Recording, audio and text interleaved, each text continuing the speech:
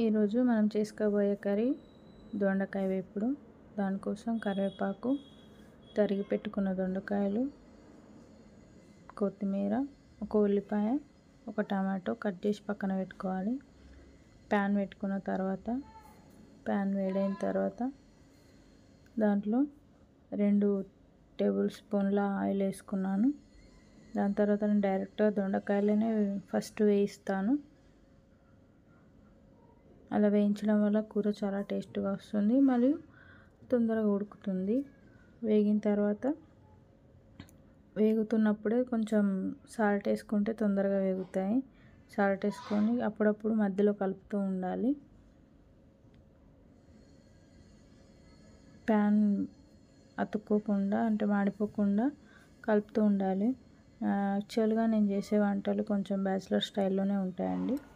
ఎందుకంటే వాళ్ళు రూమ్లో ఉన్న వాటితోనే సరిపెట్టుకొని కర్రీస్ చేసుకుంటారు కాబట్టి అలాగే వేయిస్తూ చేసుకుంటాను. నేను కూడా బ్యాచిలర్స్కి ఉపయోగపడుతుందని వీడియోస్ చేస్తున్నాను. ఏమైనా మిస్టేక్స్ ఉంటే చెప్పండి. దొండకాయలు అలా వేగిన తర్వాత అదే మూకుల్లో కొంచెం పక్కకు జరిపి దొండకాయలన్నింటినీ కొంచెం పక్కకు జరిపి దాంట్లోనే మనం తరిగి పెట్టుకున్న ఉల్లిపాయలు వేస్తానండి. ఉల్లిపాయలు వేసిన తర్వాత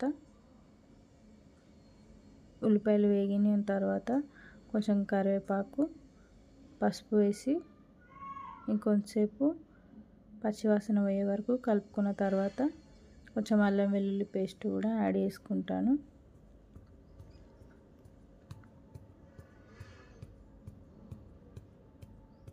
అల్లం వెల్లుల్లి పేస్ట్ యాడ్ చేసిన తర్వాత మాడకుండా కొంచెం ఒక 2 మినిట్స్ పచ్చివాసన పోయే వరకు కలుపుతూ ఉండాలి.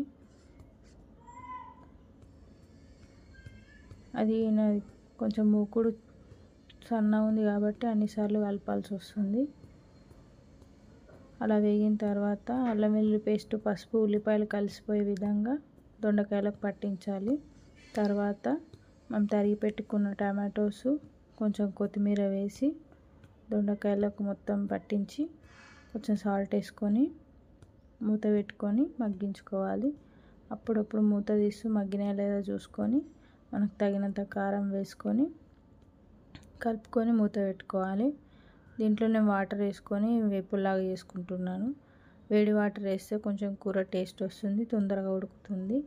అందుకోసం ఒక గిన్నెలో ఒక 2 గ్లాసెస్ టీ గ్లాస్ వాటర్ వేడి చేసుకొని పక్కన పెట్టుకున్నాను.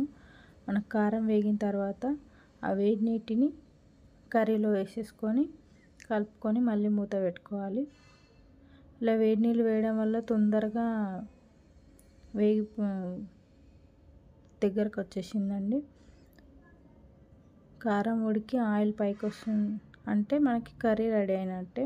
ఒక 10 మినిట్స్ తర్వాత చూస్తే కర్రీ రెడీ అయిపోయిందండి, అంతే.